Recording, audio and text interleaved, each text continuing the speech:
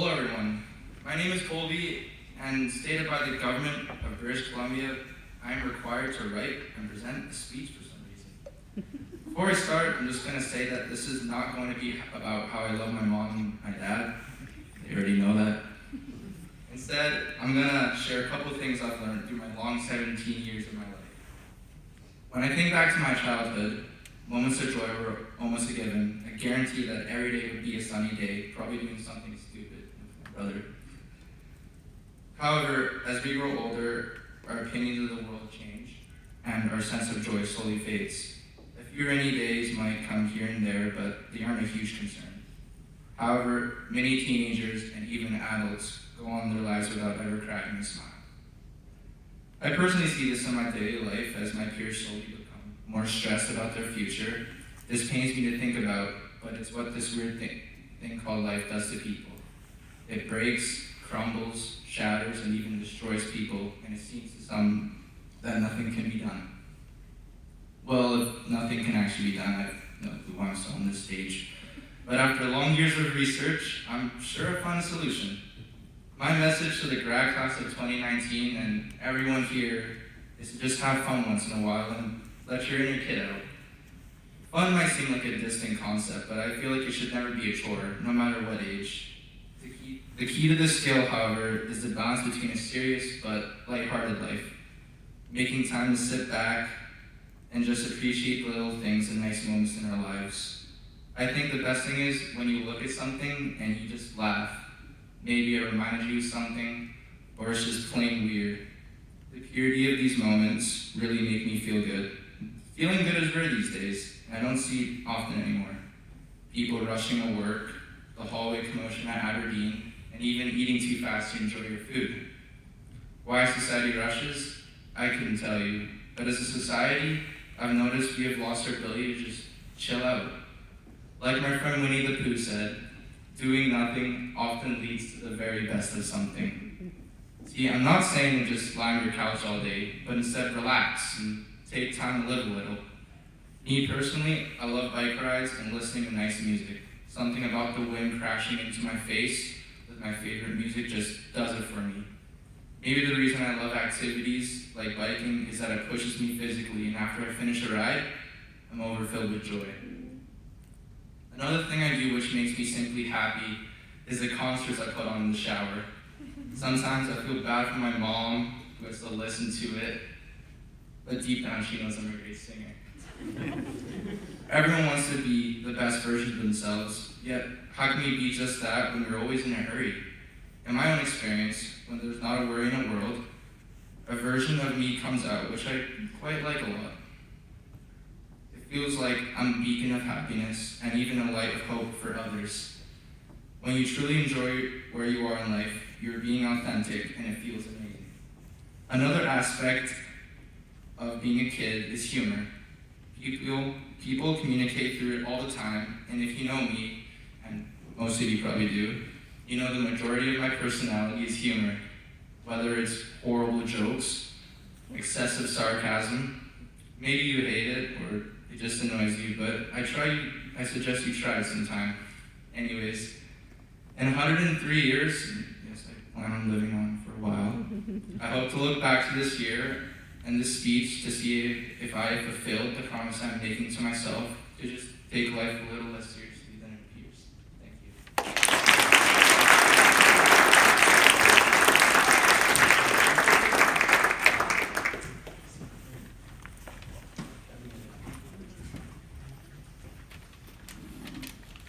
Hello. Hello, my name is Rachel, and for those of you who do not know me, I really like art, animals, especially dogs, and reading books.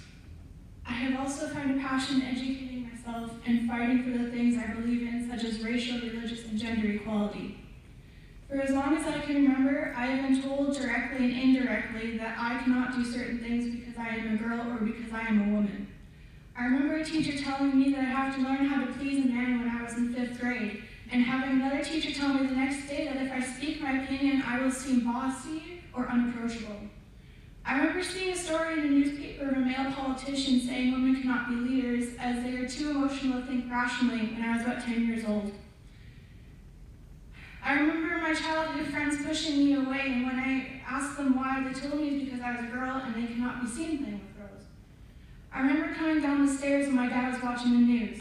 When he saw me, he shut it off as quick as he could, but it wasn't fast enough for me not to see that 3 teenage girls were raped and murdered right here in the Okanagan. I also very clearly remember getting catcalled for the first time when I was 12 years old. 3 men followed me when I was walking with my friends and began making crude comments about my body. When my friends tried telling me them to stop, the men only continued and taking on them as well. It was only a matter of months afterwards when I was sexually assaulted for the first time. When I reported the incident to a teacher I thought I could trust, she asked me about the clothes I was wearing and if my attackers did what they did because I was showing too much skin. It took me a long time to tell my parents about what had happened and fear that they'd be upset, but they handled it like champs, and probably as good as any parent can, and got me the help that I needed. I was diagnosed with post-traumatic stress disorder alongside my depression and my anxiety, and the next year I attended Aberdeen Hall. Since getting into a much better place, I have never taken a single day for granted and have dedicated much of my time towards fighting against the systems and the ideas that oppress girls and women like me. Of course, fighting for gender equality opens the door to fighting for basic human rights in general, and my view has been growing more and more intersectional ever since. Within the past 5 years, I have signed or created dozens of petitions, attended marches, watched speakers either in person or through a live feed, that have had conversations with journalists and activists, and helped launch a media outlet that focuses on racism and police brutality. Throughout these years, I was able to build up the courage and speak about these issues and call out the systems or the people that enforce them purposely or not. Of course, this has come with many consequences. Since becoming vocal about these issues such as sexism, racism, anti-Semitism, and so forth, I have had people tell me that I need to learn my place as a girl, argue that this is the only way that the world works, or even go as far as sending me death threats. In times of doubt, I turn to other young people who are bringing change. Greta Thunberg is a 16-year-old girl with autism who has inspired the recent climate change strikes worldwide. Emma Gonzalez is a 19-year-old who is one of the Parkland school shooting survivors who co-founded the gun control group known as Never Again. Naomi Wadler is an 11-year-old who also speaks about gun control, highlighting its impact on Black people and their communities. Chilliman is 20 and has been casted to soon be DC's first Asian superhero, transgender superhero, Jewish superhero, and deaf superhero. There's also Yara Shahidi, Amanda Stenberg, Deja Fox, David Hogg, Deborah Jacobs, and Autumn Peltier, and thousands more. I think about my mom's resilience when she had to put up with the casual sexism when she was in high school. And I remember my dad telling me that if I am ever knocked down, I have to go get back up and try twice as hard. I think about my friends that have come to me crying and asking me why are they not accepted for the color of their skin. I think of my friends who have had to stay the night with me because their parents refused to accept their own child who loves someone of the same gender. I think of my friends who cannot even speak. They are so distraught and angry and humiliated because a man decided it would be okay to shout what he would do to them from across the street. I think about my friends who have to hide parts of their identity in order to protect themselves from the people who can't see through their own cloud of hatred and bigotry. I think of all the people all over the world that will experience discrimination and hatred for who they are. I think about my fellow graduates and how we are soon going to be scattered across the world, building our own paths and following our own futures, where there are so many unnecessary obstacles. We are on the brink of change, which means it is even more important now to take a stand. I believe we, as part of a generation calling for change and unity, have a choice to do something, even if the things we can do are small, they all come together to create something great. And even if the things we do only create a small grace period, it can mean giving a break to the people who really need one. I believe we can step in and take action, and I believe we can all help bring change to our communities and ultimately the world. Thank you.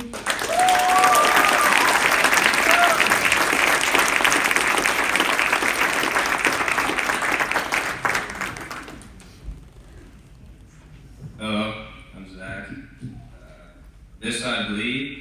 I believe life lessons are the most important thing that'll help you along and to become something or someone that people have respect for. Whether it be taught to you by your family or teachers, or just by mistakes that you've made, these certain things are the building blocks of growing up and are very important. In my life, I've been to many places and learned a lot, but I've learned most of what I know from my family. They've helped me become the man I am today by guiding me in the right path and making me rethink the things as a child I wouldn't have had a second thought on. Both my parents have helped to shape me as a person by teaching me the importance of hard work and have distilled onto me what it means to be an adult and to reach for my goals and never to settle for anything less. And because of this, I want to thank them for being there and supporting me through everything. My teachers alone have contributed to my growth in such a drastic way. They have taught me to be self-sufficient and to speak my mind, if appropriate. So I want to thank all my teachers that have had the pleasure to teach me in my long 12 years of school. And on the flip side of teachers and parents and most relatively smart people, I want to say that I've learned so many lessons from my friends. More directly, the boys that have been in my life since day one here at Aberdeen. I've learned many and many things that I probably shouldn't have done, or things that would be rather inappropriate for an adult.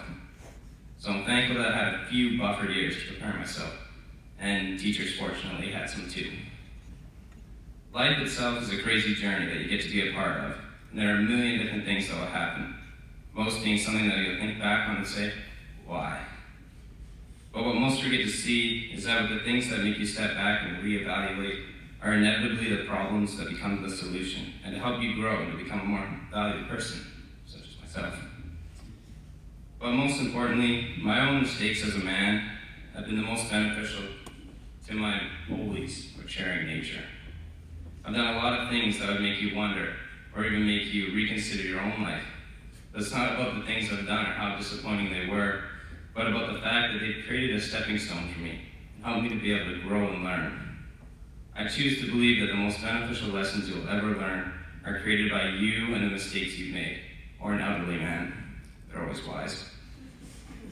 So to conclude my little speech, I want to thank everyone that's been in my life and helped me to be the man that you all see before you now. And to remember that you should never be scared to make a mistake or do something that is out of the ordinary, because I promise whatever it is that may fall or happen because of it will help you build your tower, just like my peers and family have done for me. Thank you.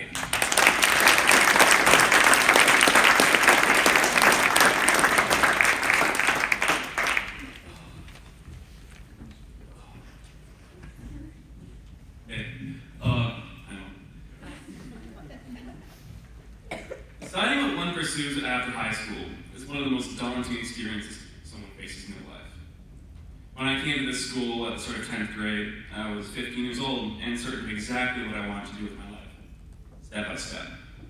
It sounds a tad silly, and I believe it was, but I had convinced myself that the template I had laid out for myself was the key to living a happy life. I set up all in my head, go to a fancy prep school, take all the courses I thought I should, get into a top-ranking university, bachelor's in engineering, work under my dad, and hopefully one day take over the helm of his career, just as he had done with his father, and live the life just as he had. I told myself that following in my father's footsteps would give me the best outcome out of life. I feel a lot of us do that. After all, that's how people end up with last names like Smith or Baker or Cutler. Kids follow their parents' footsteps. I feel this emulation is strengthened when a child sees personal success, pride, and happiness in the lives of their fathers or mothers. People tend to want to be successful, and after all, if you have the means to follow a path that you've witnessed firsthand leads towards a good life, why not pursue it? However, I feel this philosophy can only stretch so far. Over the past few years, that aforementioned life template has slowly lost its luster to me. I began to find myself immersed in school subjects unrelated to my prescribed academic pathway. When distant family members and long unforeseen friends asked me that common query, "What are you going to do at university?" I started noticing myself responding things more like, "I'm going to learn how to be a pirate," or something along those lines. Subconsciously recognizing my association with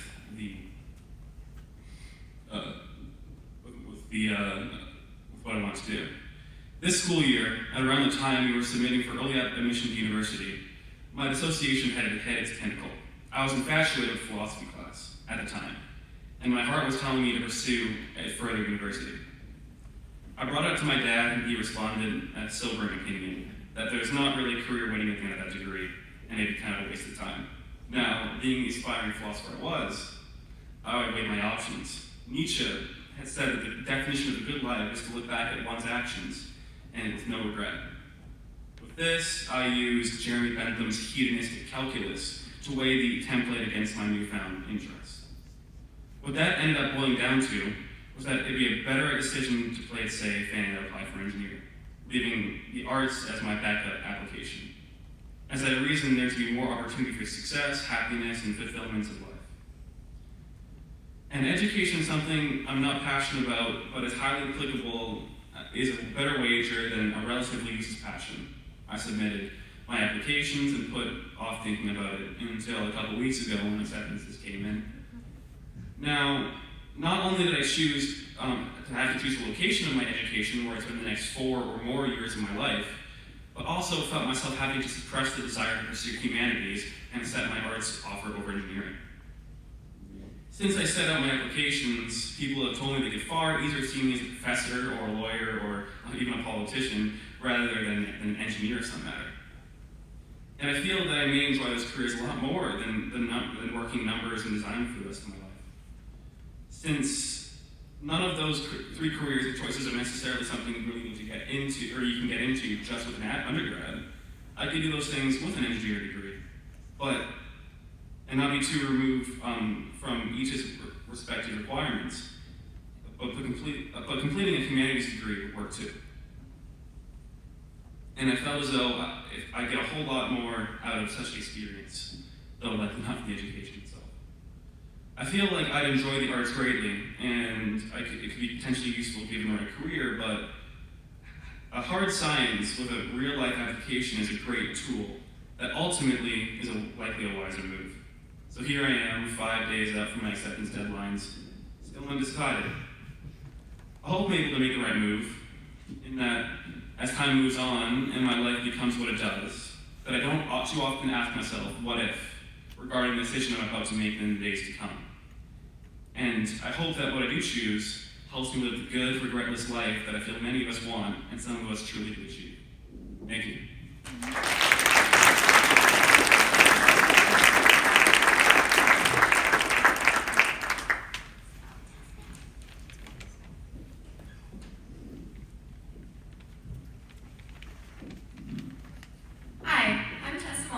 And today I want you to hear about what I believe in. I believe in infinity. Infinity is a difficult concept to understand when you really think about it. It is forever. My calculus class recently learned about a mathematician named Sinsarava Ramanujan.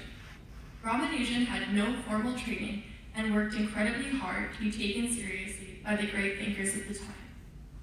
His legacy found that if you add up all the natural numbers from 1 to infinity, you end up with negative 1 over 12. Please don't ask me to explain this because I absolutely do not understand it. It was a huge breakthrough for math, and to this day helps assign tangible values to infinite answers. Something that assigns tangible values to infinite answers draws me to it. Math is my favorite subject because there is always an answer. It is a right or wrong question. I am too young to know what I truly believe in, but in a concept such as infinity having an answer shows me that there will always be an answer. It may not be a clear yes or no, but because we will all face an infinity of decisions throughout our life, it comforts me to know that even if the answer is not negative 1 over 12, there is an answer nonetheless. There seems like there will be an infinity of choices and answers to make throughout your life. From choosing your clothes for the day to what your future looks like is all a choice. Big or small, seemingly impactless, or the biggest decision you've ever made, it is all a choice. You have a choice to do your homework. You have a choice to work for the job you want, or settle for the one that you have. You have a choice to value your family and your friends. There is a seeming infinity of choices to make and to answer. My choices define who I am. And because this couldn't be a proper grad speech without taking the time to talk about my family, I would like to say a few words to them. My choice to value my family shapes me. My dad has given me so much, more than I could ever repay, even though he likes to joke about the tab I keep running up. But seriously, he has shown me the true value of hard work and even more, acceptance. He accepts me for who I am and the people around them for who they are. He constantly reminds me to think about what people are going through before making a judgment, and to never forget that we are all people trying to do our best with what we are given. My little brother Declan is the most annoying person I know, but I know I wouldn't be the person I am today without him. He teaches me every day not to forget to be silly and to find the fun in everyday tasks. My mom is the definition of resilience. She had a stroke when I was 11 years old. She is since almost fully recovered, and if you were to meet her, you would not know anything of her complicated medical past. After she recovered from her stroke, every ounce of her time was put back into volunteering and making sure people who suffer strokes have resources after they leave the hospital. Just yesterday, she returned from Toronto after speaking to the Heart and Stroke Foundation of Canada regarding Canada's future stroke policy in healthcare.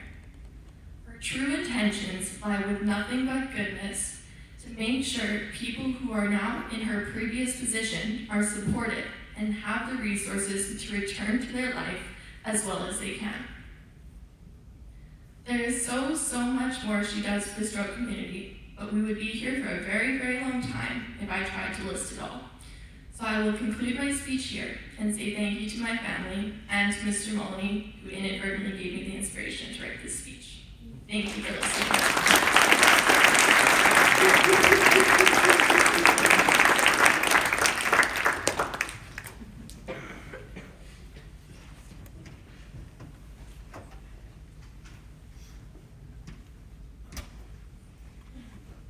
Hi everyone, I'm Caitlin. In the early 2000s, measles was largely considered eradicated. If one is infected, the measles virus often causes a rash, inflammation around the eyes, and a high fever. Complications of this virus can include ear infections, pneumonia, miscarriages, blindness, and encephalitis, which is the swelling of the brain that can result in permanent damage or death. Not only is this disease horrifically dangerous, but it is immensely contagious. If an unvaccinated person comes in contact with the measles virus, there's a 90% chance that they will become sick. From January 1st to April 11th, 2019, 555 individual cases of the measles have been confirmed in the US alone. This is the second greatest number of cases reported in the US since measles was wiped out in 2000. And it is only April. If we continue at this rate, by December, we will reach over 1,600 cases of the measles in the US alone, by far doubling the highest rate since the disease's elimination. And now, there are outbreaks of measles in Vancouver. Every fact that I have just listed is from the Centers for Disease Control and Prevention. I hope that the facts that I have just presented scare you, because they terrify me. This is just one case of many horrific diseases that are preventable and even possible to eradicate with the help of vaccinations. A common concern among those opposed to vaccinations is the thought of the MMR vaccine, the vaccine for measles, mumps, and rubella, possibly causing autism. But the Government of Canada clearly states that there is absolutely no scientific evidence that suggests any possible link between any vaccinations and autism. None. And even though, yes, there are extremely unlikely possible side effects to vaccinations, their benefits far outweigh any risks. Unfortunately, however, there are certain members of our society that are not able to be vaccinated. Children under 6 months, as well as people with immune system deficiencies or allergies to vaccine ingredients, are often unable to be vaccinated, or their bodies are not strong enough to fight off the small bit of antigen included in a vaccine. Because of this, these people are left extremely susceptible to many diseases and viruses. But if everyone around that person vaccinates themselves, then there is a very little to no chance at all that this person will come in contact with the virus, and thus this person would be safe. This is the concept of herd immunity. However, many healthy people now are refusing vaccinations. If these people come into contact with the virus, maybe they will be lucky enough to not get sick. But let's say that this person encounters someone who unfortunately is not able to be vaccinated, they likely will not be so lucky. In nature, when an animal is harmed, oftentimes its pack will surround it, creating a protective bubble around the afflicted. It is our responsibility to do exactly this. I believe that we need to protect ourselves as well as those who cannot do so themselves. I believe that we need to make the world a safer place. To my fellow grads, we are in charge of creating our futures, and we need to do so responsibly. We need to vaccinate not only ourselves, but our children, and protect their futures. I was asked to tell you all what I believe in, and here it is. I believe in creating a better, safer tomorrow. I believe in vaccinations. Thank you.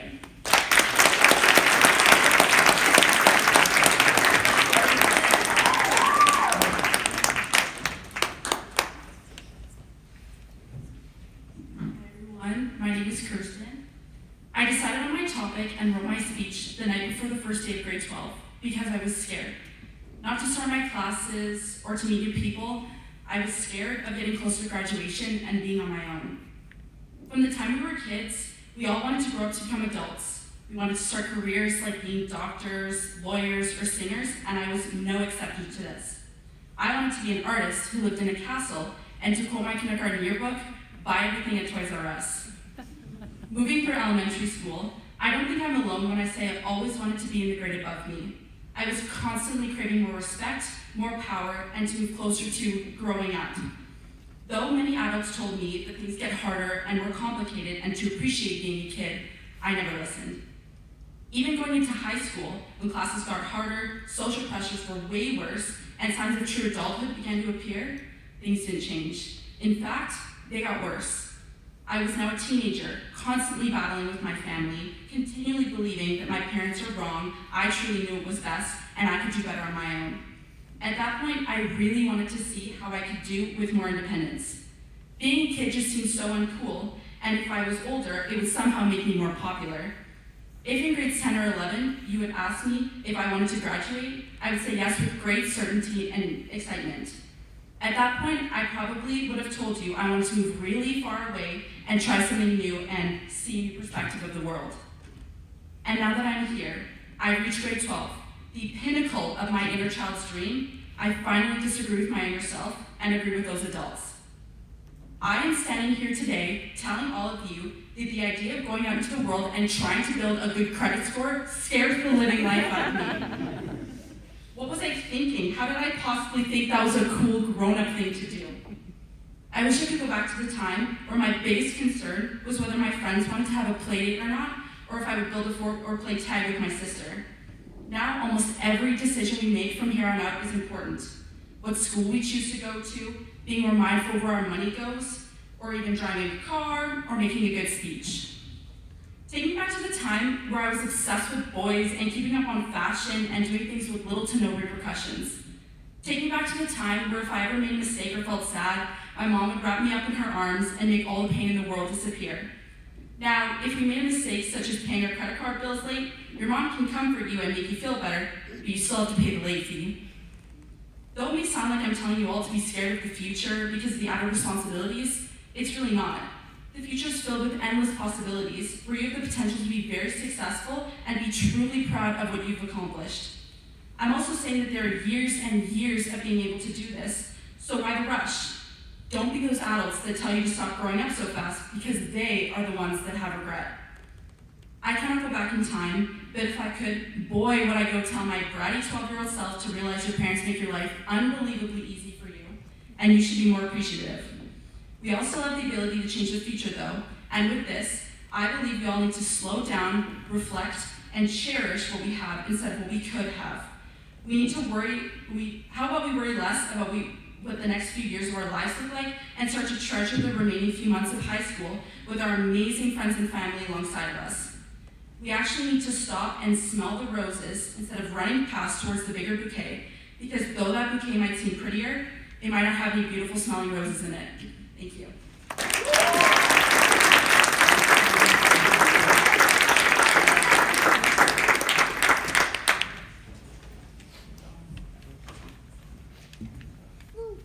Hello? Okay, this is a weird sound.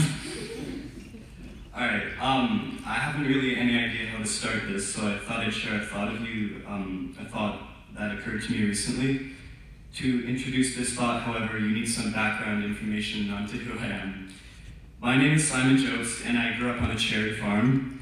My family used to manage this 2-acre high-density spino orchard, and my brother, Jacob, and I used to split and rake all the larger pruned branches from the rows every spring.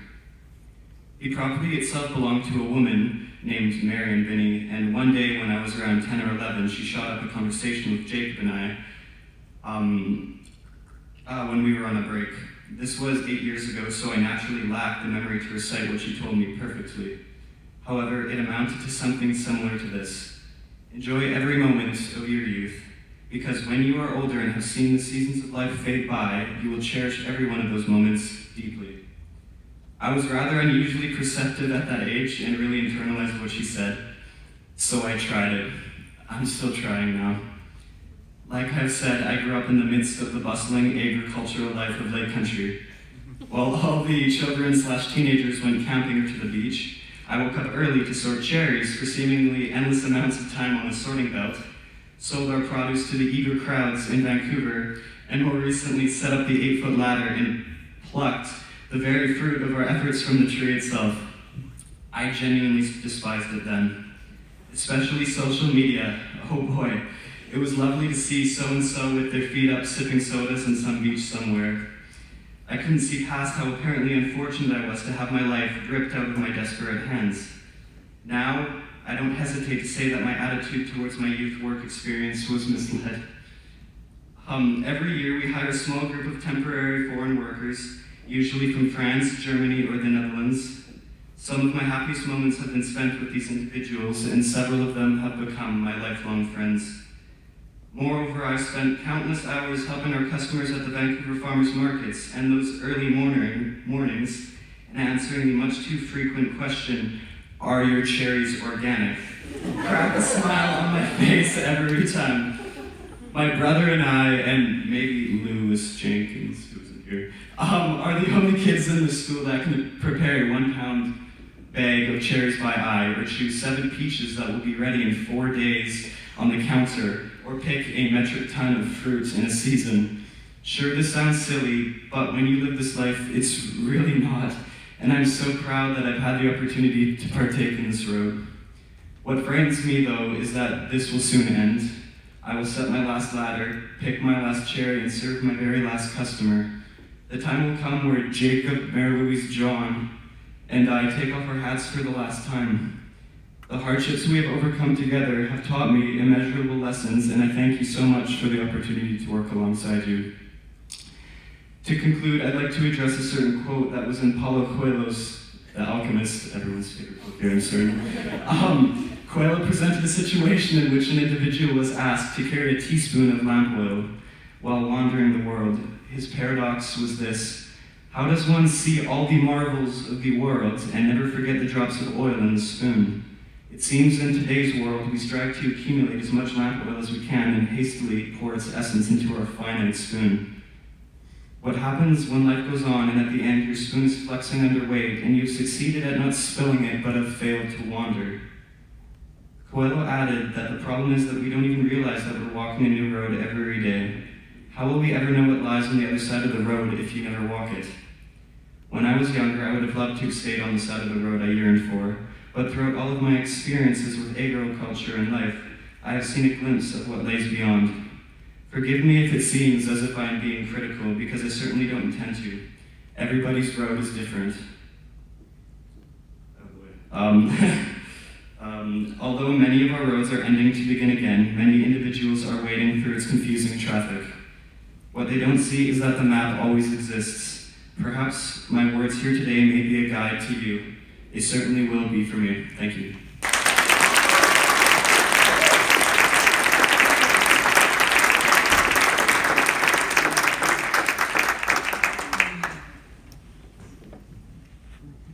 Thank you so much. Can we have one last round of applause for all my speakers today?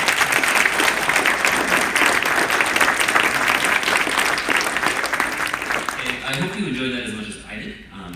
That was awesome. All nine of you, great words of wisdom today. If you've been inspired to watch more, please join us tomorrow. The link will be sent out once again. You're all invited to come back for our final 11 or 12 speakers tomorrow morning. So thank you for joining us, and have a wonderful afternoon. Steve, I want to get a picture of the speaker.